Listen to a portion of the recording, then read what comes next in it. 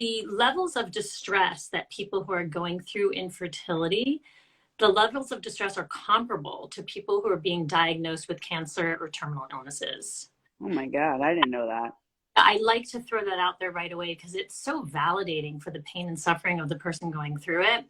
And on a life event scale, people going through the struggle of infertility rate the infertility experience and the distress levels they're experiencing higher than divorce, death of a loved one, or illness and disease. So, and in recent studies about COVID, it was ranked even higher than fear of getting COVID. So it's Wow. very top of the top in terms of levels of distress. And it's really important for people to listen to that and let it sink in so they don't feel like they're going crazy.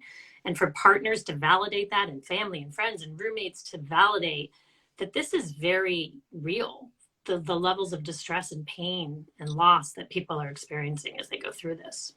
Wow, I needed you back in 2019. Oh, I feel, honestly, I feel thoroughly validated. And I'll just share one anecdote.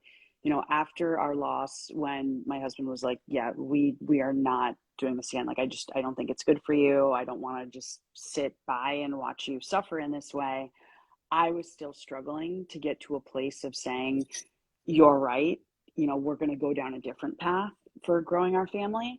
And I reached out to a friend who I knew, a different friend in this case, who I knew had experienced multiple losses and, you know, years of infertility. And I said to her, like, how are you still doing this? Like, you're years ahead of me and have had more losses than I've had. Like, how are you doing this? And she said Prozac. And I was like, oh, okay. So I'm not like that, you know, like I needed someone to say that because you do Relatable. feel That's crazy. relatable content. Yeah. You're like, oh, I mean, it happens to so many people. Like, maybe I'm getting too caught up in it. You know, I'm too attached to what's, you know, fundamentally a bundle of cells. Like, I need to just let it go, whatever. But when she said that, I was like, oh, okay. So this actually is really hard. Okay. Got it. Got it.